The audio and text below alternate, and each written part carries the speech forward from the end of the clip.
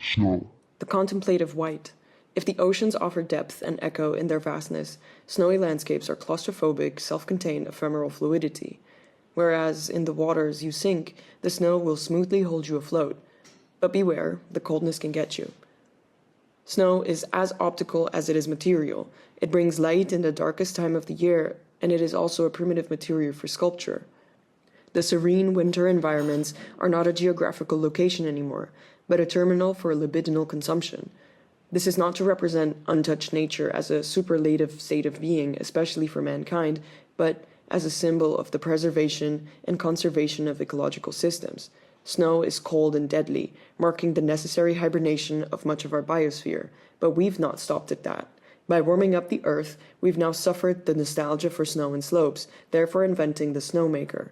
The snow cannon is an early warning and representation of the effects that our techno-oligarchical climate solutions could have.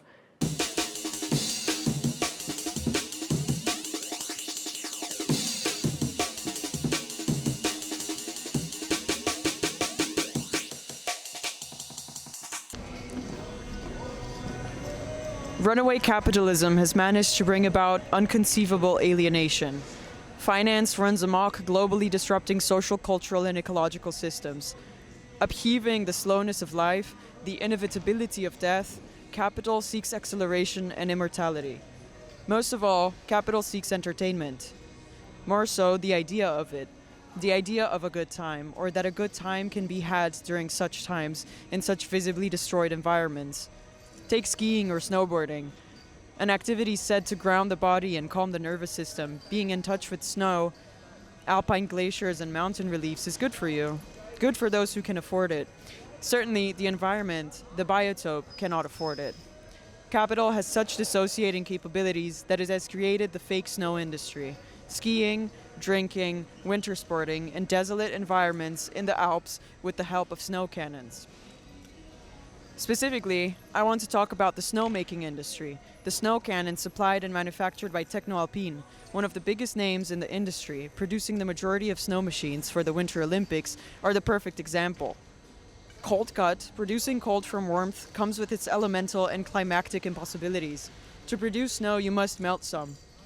This vicious cycle of a destructive dystopian machine is then only amplified when you consider that most ski slopes in 2025 do not receive natural snow, yet stay open with the help of them. The cannons lose 21% of water used when making snow. We succeeded in making snow in the cyberspace. Video games have a long-standing legacy of rendering snow more and more realistically. You could, in theory, play Red Dead Redemption 2 or Death Stranding with a VR headset and be fooled by the realism of the effect particles. The artifice becomes real since snow doesn't exist anymore. I'm reminded of the controversial Nick Land's catchphrase and Twitter bio, "Coldness be my god." Rather than his original use of it, which we can debate reflected his actual position or is just an aesthetic philosophical cry, I would choose to view the condition of the cold. The benevolence of this lack of feeling, conflated with lack of compassion, is therefore associated with a cold shoulder, a cold comment, and a cold mind.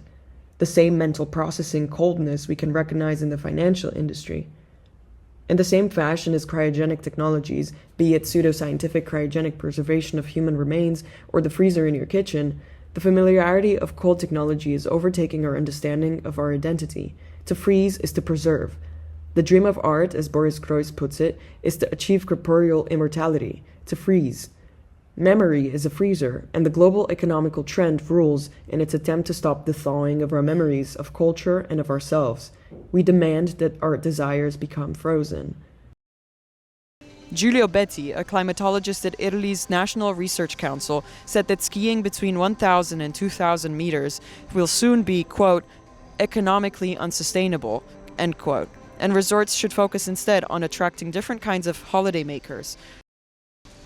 It is clear that the industry is insidious. Sustaining itself financially is ruining the climate, therefore increasing their need for existence as a business. I cannot help to wonder if the name Techno Alpine is not just a joke on the matter. Catastrophe is upon the globe in critical proportions. The planetary disintegration of the economic networks are not only fueling the acceleration of destruction, but also creating an increasingly devastating, ultra-rich upper class of consumer. the disaster consumer go skiing. They produce and profit off of the meltdown. Heat is now an unescapable given. Coldness is a privilege. Coldness is twofold. Once as a needed protesting reaction to the thawing of our finances and governments, and again as a prerogative temperature of living and experiencing.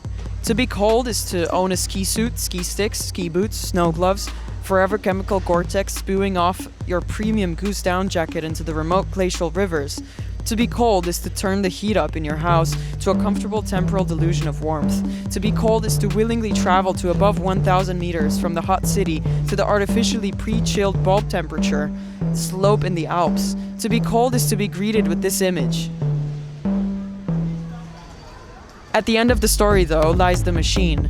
Our machinic desire keeps the techno-alpine slow lances and cannons releasing every year with design awards and vain climate promises. Model TT10, Model TR80, TR9, TR8. We yearn for the techno-industrialization of the mountains. The story of the snow cannon does not end with the task at hand, but is expanded to other remedial applications: cloud seeding, glacier protection layers, and forest fire extinguishing. As if in admission of its sins, the snow cannon is a runaway of commodification.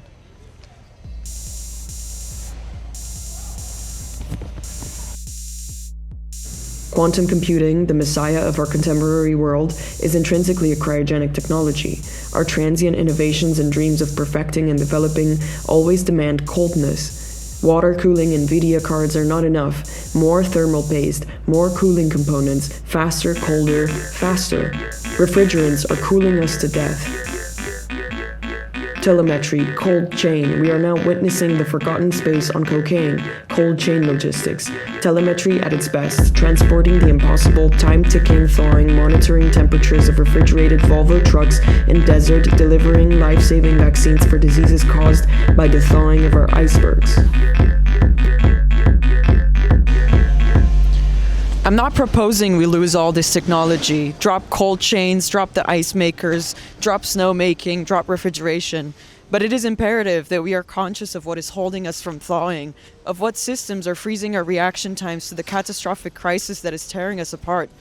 We should be aware of the agents that promote, produce, transport, and most importantly, conceal the very dangerous technologies that are thawing the globe and freezing us.